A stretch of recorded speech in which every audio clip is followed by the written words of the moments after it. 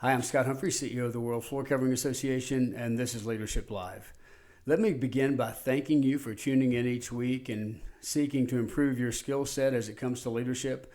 Thank you for sharing these posts so that together we can impact the lives of more people, not only as leaders in their businesses, but also in their communities and in their homes.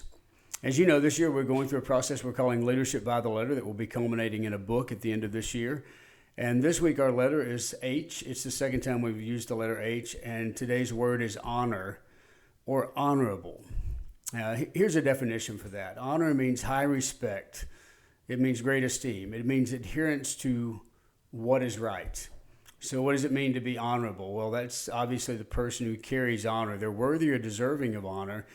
They believe in truth, and they believe in doing the right thing. So why did I pick honor as our word for this week? Because honor is not the norm, and honor is not something that's given to you because of a title, at least not true honor. There are a lot of people that are honored because they're a CEO or a president or have a high level of position within an organization. But true honor is bestowed only because of action. It's bestowed because of what you do, and it's important because honor is not the norm. This is a phenomenal way to differentiate yourself from your competition, but also simply to stand out for doing nothing more than the right thing.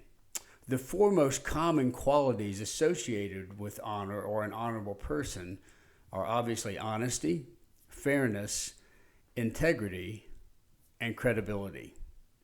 Let me share a couple of stories with you to help you understand the importance of being an honorable person. The first one I want to talk about is how the lifestyle you live creates a legacy, and you want that legacy to be one of honor. Otherwise, the consequences can be great. I read a story recently about a son who took in his father who had some physical disabilities, and he sat with them at the table. The daughter-in-law was not really crazy about this father being with them, and as his disabilities got more pronounced, he had trouble eating and his food would fly off his plate. And so because they felt uncomfortable with it, the son and the daughter-in-law moved him over into a corner where the father ate by himself off of a tray. And the rest of the family, including the little boy, sat at the table and ate.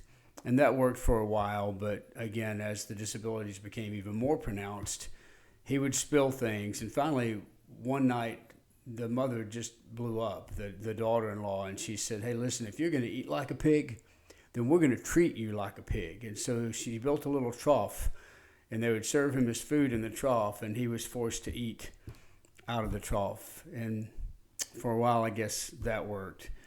One day, the father walked in on the son who was playing with some cardboard, and he was building something, and the father said to him, son, what are you building? And the son said, I'm building a trough so I can feed you and mommy when you get older. The way we treat people today becomes a norm for the next generation. In fact, many of the challenges that we see in the generation that is coming to age today are challenges that we created because of the way we raised our children. I can tell you for myself, I feel like we gave too much to our children that they didn't have to work for it. My generation had to work for things. And that creates a challenge for them that we're now asking them to overcome. The way you treat people, if you treat them with honor, then you have a legacy that is positive, that causes people to treat others with respect. And when you don't, just the opposite. Several years ago, I had the privilege of going to Mannington's 100-year anniversary. It was a great celebration, and I got to spend some time with my best friend, Jay Copelson. Okay, in all honesty, he's everybody's best friend, but he's still my best friend. And I called Jay yesterday, and I said, I want you to recount a story for me because I remember Keith Campbell, and he did this in our Leadership Moment, a segment that you can watch on the WFCA.org website. But Keith shared this story again with me. It was in the late 80s that they came out with a product called Mannington Gold. And it basically came with a foolproof warranty that if for any reason you were not satisfied with the product, that they would replace the product, no questions asked. It was a great marketing scheme, and they rolled it out very quickly, probably before they were comfortable in doing so. And it wasn't long before they began to see massive claims come up because of shrinkage in the product. And, of course, all of that has been remedied by now, not the point of this story. The point of the story was Mannington had a choice of how they would respond. Now, many people would try to find a way around that. They would go the legal route and try to find an avenue where they only had to pay part of the claims. But Keith Campbell recited the incident, and Jay shared this with me yesterday about Keith going into his father and saying, hey, listen, here's a situation, and his father simply saying, make it right, and turning and walking out. And that's exactly what Mannington did. In fact, I would tell you that the reason that Mannington is one of the most respected organizations in the flooring industry today is because of how they dealt with that crisis.